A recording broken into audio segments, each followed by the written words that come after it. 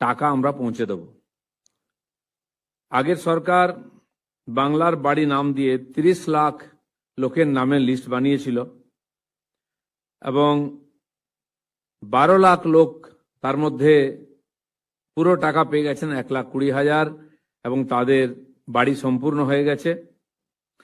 এবং বাকি 18 লাখ যারা মানুষ আছেন এর বেনিফিশিয়ারি, তাদেরকে 25 সালের ডিসেম্বর মাসে ফার্স্ট ইনস্টলমেন্টের টাকা দেওয়া হয়েছে 60,000।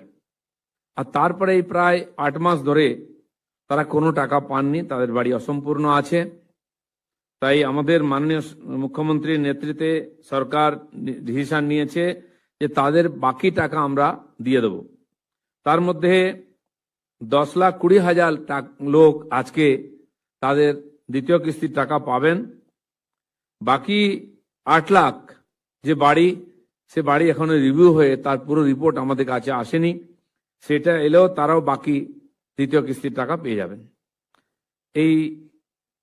এর মধ্যে 30 লাখ লোকের যে লিস্ট যারা টাকা পেয়েছেন, তার মধ্যে 12,500 লোক এরকম আছেন যারা এই টাকা পাওয়ার অযোগ্য, বেআইনিভাবে তারা এই টাকা নিয়েছেন। সেজন্য তাদের বিরুদ্ধে আমরা ব্যবস্থা নিচ্ছি, আরো ইনকোয়ারি চলছে। 12,000 লোকের মধ্যে আমরা সেই টাকা ফেরত নেওয়ার জন্য ব্যবস্থা শুরু করেছি এবং 1,000 লোকের কাছ থেকে টাকা রিকভারি শুরু হয়ে গেছে। বাকিদেরকেও নোটিশ দেওয়া হয়েছে, তাদের কাছ থেকে আমরা এই যে অবৈধভাবে যারা টাকা নিয়েছেন সেই টাকা ফেরত চাইছি।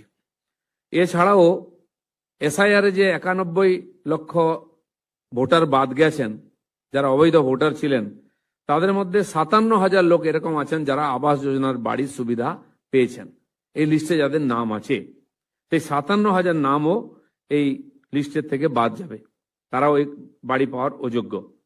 তাই আজকের যে এই ছোট্ট অনুষ্ঠান, মাননীয় মুখ্যমন্ত্রী ডিসিশন নিয়েছেন যে যাদেরকে গত সরকার এই লিস্টের মধ্যে নিয়ে এসছে এবং বাংলার বাড়ির নামে সেই তাদেরকে প্রথম দ্বিতীয় কিস্তির টাকা দিয়েছে এবং প্রথম কিস্তি পাওয়ার পরে বাকি আছে, বাকি টাকা আমাদের বর্তমান সরকার দেবে, গরিব মানুষকে বঞ্চিত করবে না।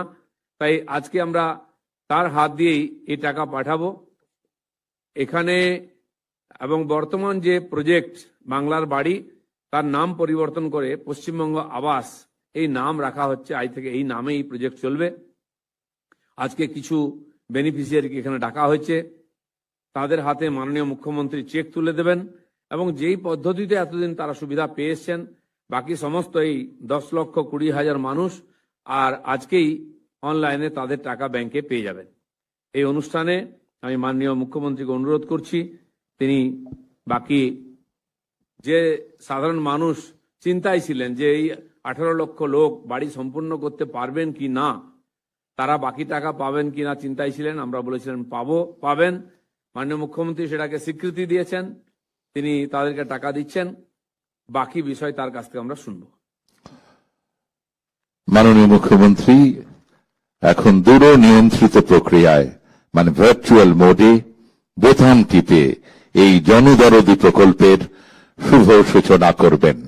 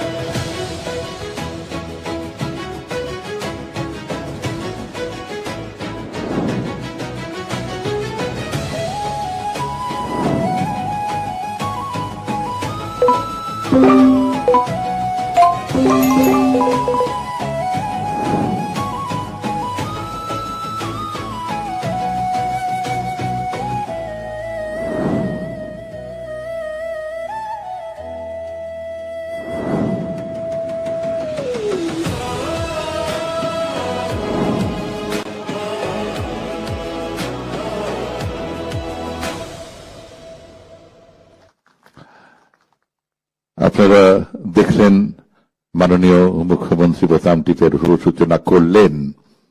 এবার